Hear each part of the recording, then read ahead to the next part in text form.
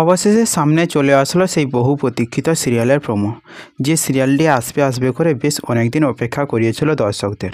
তবে অবশেষে কাস্টিং সম্পূর্ণ হয়ে প্রোমো শ্যুট হয়ে আজ সকালেই দর্শকদের সামনে রিলিজ হলো সেই ধারাবাহিকের প্রোমো।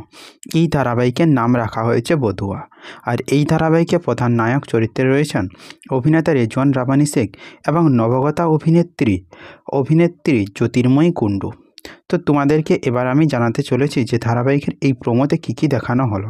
তবে সেটা বলার আগে তোমাদেরকে আর একটা অফিসিয়ালি ঘোষণা জানাতে চাই, আর সেটা হলো এবার থেকে তোমরা সিরিয়ালের সমস্ত নিউজ টলিউড টিভির হোয়াটসঅ্যাপ চ্যানেলে তোমরা পেয়ে যাবে, এবং সেই চ্যানেলটির লিঙ্ক তোমাদের কমেন্ট বক্সে আমি দিয়ে রেখেছি। তো তোমরা সেই রূপে দেখে নিতে পারো।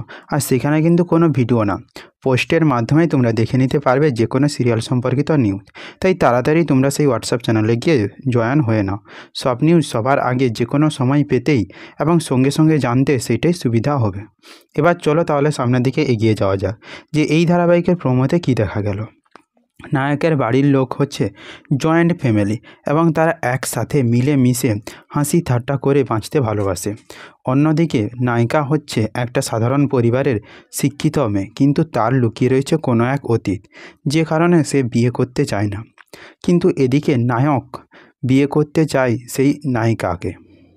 আর এই ধারাবাহিকের নায়িকার নাম হয়েছে পেখম।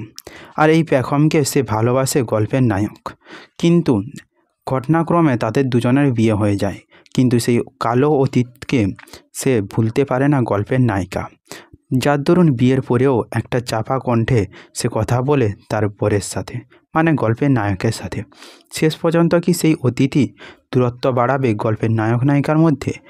আর কী বা সেই অতীত যার দরুন বিয়ে থেকে পিছিয়ে পড়েছিল গল্পের নায়িকা, এবং কেনই বা শেষ পর্যন্ত বিয়ে করতে রাজি হলো গল্পের নায়িকা নায়ককে?